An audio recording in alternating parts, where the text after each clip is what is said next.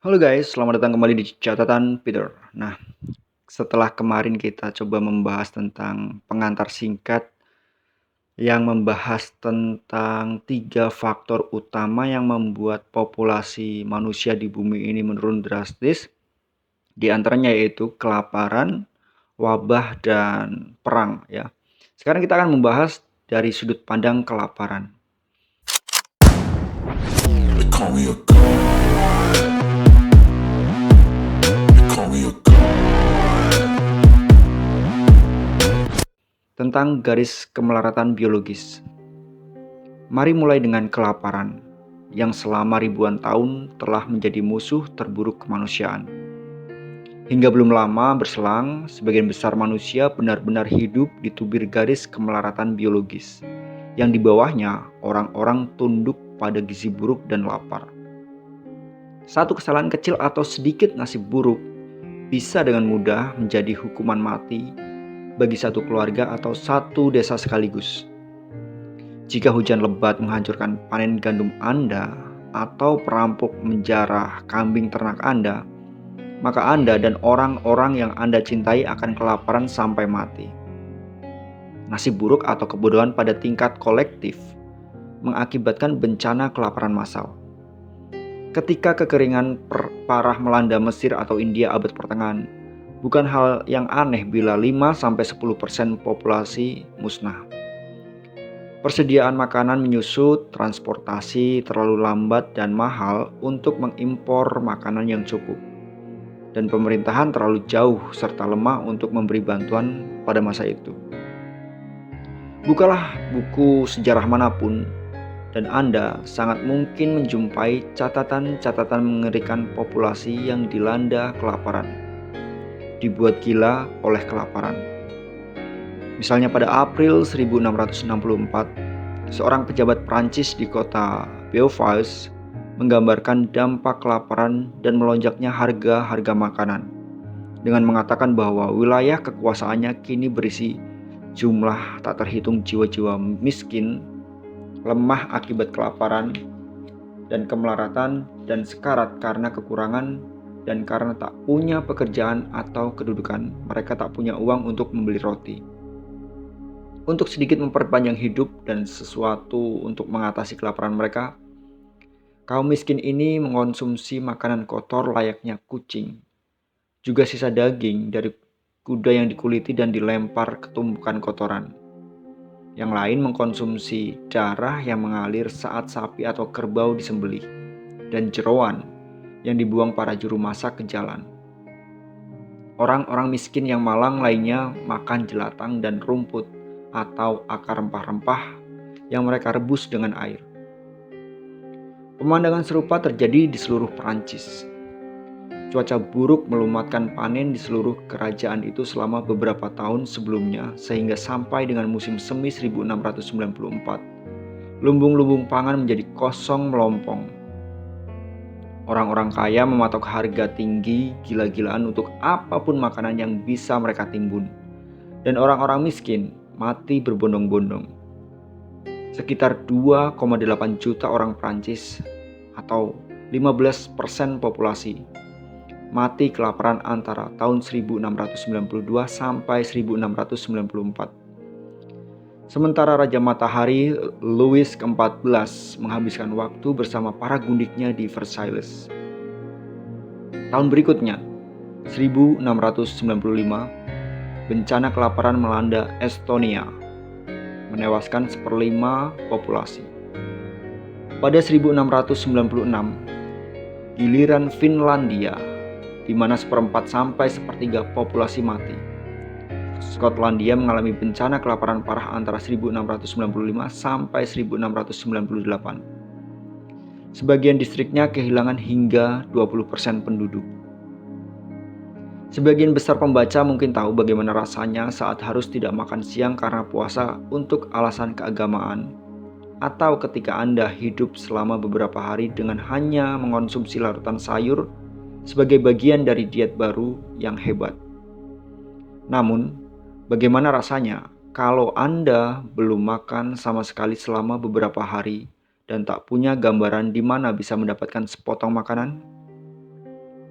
Kebanyakan orang kini tidak pernah mengalami siksaan mengerikan ini. Para leluhur kita, sangat tahu rasanya saat mereka menangis kepada Tuhan, "Bebaskanlah kami dari kelaparan." Hanya itulah yang ada dalam pikiran mereka. Dalam waktu beberapa ratus tahun terakhir ini, perkembangan teknologi, ekonomi, politik telah menciptakan jaring pengaman yang semakin kuat yang memisahkan umat manusia dari garis kemelaratan biologis.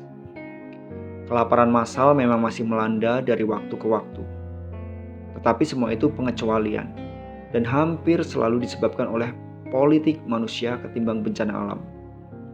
Tidak ada lagi bencana kelaparan alamiah di dunia, yang ada hanya bencana kelaparan politik. Jika orang-orang di Suriah, Sudan, atau Somalia mati kelaparan, itu karena sebagian politisi menginginkannya. Di sebagian besar belahan planet ini, sekalipun seseorang kehilangan pekerjaan dan semua harta miliknya, dia tak mungkin mati karena kelaparan. Skema asuransi pribadi, badan-badan pemerintahan, dan NGO mungkin saja tidak menyelamatkannya dari kemiskinan, tetapi mereka akan memberinya kalori harian yang cukup untuk bertahan. Pada tingkat kolektif, jaringan perdagangan dunia mengubah kekeringan dan banjir menjadi peluang bisnis dan mampu mengatasi kelangkaan pangan dengan cepat dan murah.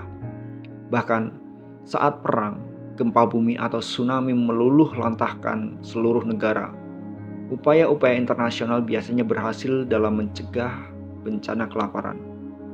Meskipun ratusan juta orang masih kelaparan setiap hari, di sebagian besar negara sangat sedikit orang yang benar-benar mati kelaparan. Kemiskinan memang menyebabkan banyak masalah kesehatan lainnya, dan gizi buruk memperpendek angka harapan hidup, bahkan di negara-negara terkaya di bumi. Di Prancis misalnya, 6 juta orang, sekitar 10% populasi, mengalami kerawanan nutrisi. Mereka bangun pada pagi hari tanpa tahu apakah mereka punya sesuatu untuk makan siang.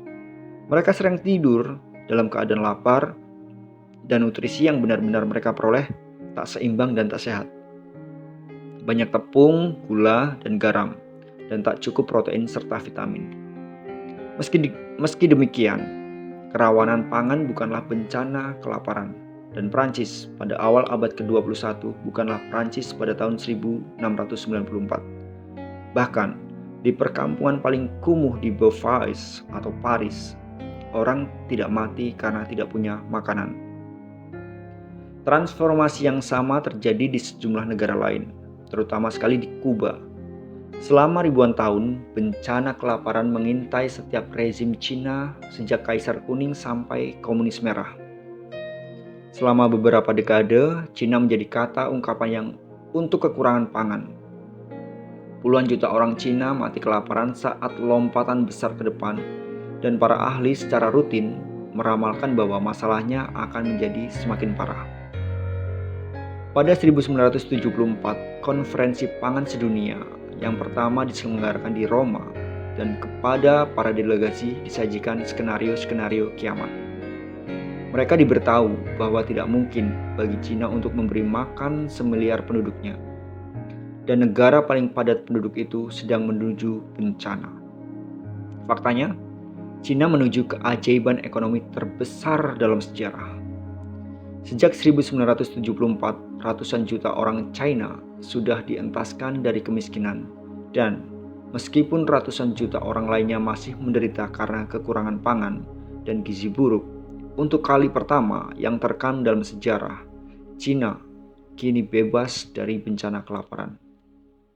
Jelas, di sebagian besar negara masa kini, kelebihan makanan telah menjadi masalah yang jauh lebih buruk ketimbang bencana kelaparan.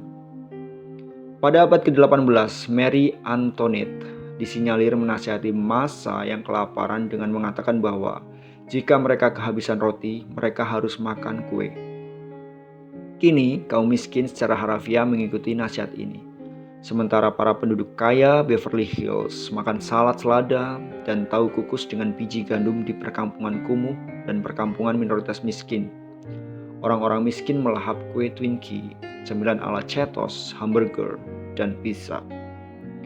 Pada 2014, lebih dari 2,1 miliar orang kelebihan berat badan Coba bandingkan dengan 850 juta orang yang menderita gizi buruk. Setengah dari populasi manusia diperkirakan kelebihan berat badan pada 2030. Pada 2010, kelaparan digabung dengan gizi buruk membunuh sekitar 1 juta orang, sedangkan obesitas membunuh 3 juta orang. Nah, itu dia penjelasan tentang bagaimana suatu bencana kelaparan itu mampu memporak-porandakan jumlah populasi manusia yang ada di bumi. Ya, penjelasan ini ditulis oleh Yuval Noah Harari dalam bukunya Homo Deus, Masa Depan Umat Manusia. Oke, kita nanti kembali ke video untuk membahas tentang wabah, karena kan 3 faktor tadi yang saya sebutkan di awal adalah yang sangat berpengaruh dalam penurunan populasi manusia di bumi ini secara drastis adalah kelaparan, wabah, dan perang.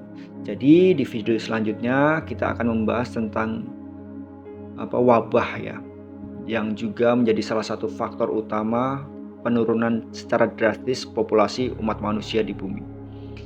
Oke, sekian dulu dari saya. Terima kasih sudah mendengarkan, terima kasih sudah menonton. Kita ketemu lagi di video-video berikutnya. Dan jangan lupa untuk klik like, share, subscribe, dan komen agar channel ini semakin berkembang. See you!